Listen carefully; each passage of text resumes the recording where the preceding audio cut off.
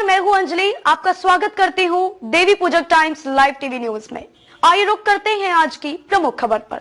9 लाख से कम हुए active case, 24 घंटे में आए 70,000 नए केस, 959 लोगों की मौत। देश में अब कुल कोरोना संक्रमितों की संख्या 59,06,000 के पार हो गई है।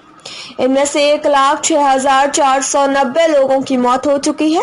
एक्टिव केस की संख्या घटकर 8,93,000 हो गई और कुल 69,06,000 लोग ठीक हो चुके हैं। संक्रमण के एक्टिव केस की संख्या की तुलना में स्वस्थ हुए लोगों की संख्या 6 गुना ज्यादा है। देश में लगातार 3 हफ्तों से नए रिकवरी केसों की संख्या नए कोरोना केसों से अधिक आ रही है। स्वास्थ्य मंत्रालय के ताजा आंकड़ों के अनुसार नए संक्रमण से ज्यादा ठीक होने वाले लोगों की संख्या बढ़ रही है।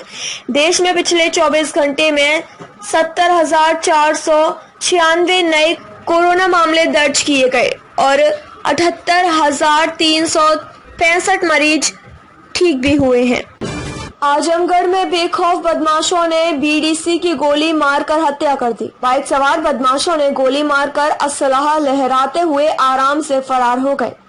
घटना के बाद सनसनी मच गई। मौके पर भारी पुलिस फोर्स बदमाशों की सुराग कशी व जांच पड़ताल में लगी रही। मृत बीडीसी बीजेपी से जुड़े थे और स्थानीय भाजपा विधायक के नजदीकी बताए जा रहे हैं।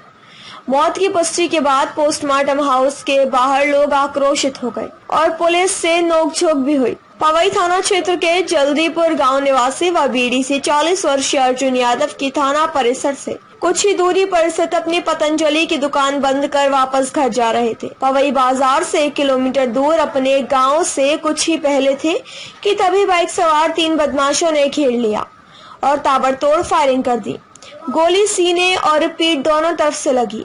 अर्जुन यादव जहां मौके पर ही गिर गए।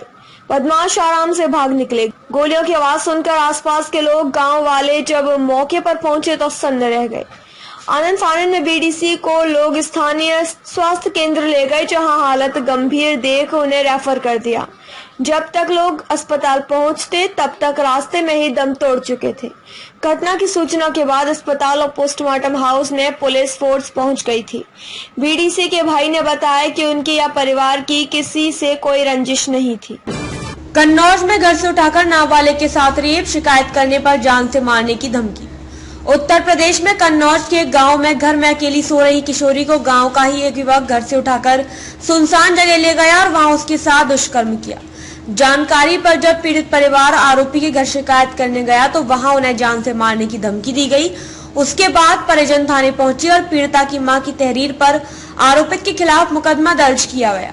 बताया जा रहा है कि क्षेत्र के एक गाँव निवासी 15 वर्षीय नाबालिग बुधवार की रात अपने घर पर अकेली सो रही थी। तभी रात को गांव के ही अंकित पुत्र राकेश ने उसे दबोच लिया और शोर मचाने पर जान से मारने की धमकी देते हुए सुनसान जगह पर ले गया और वहां उसके साथ दुष्कर्म किया, जिससे उसकी हालत बिगड़ गई।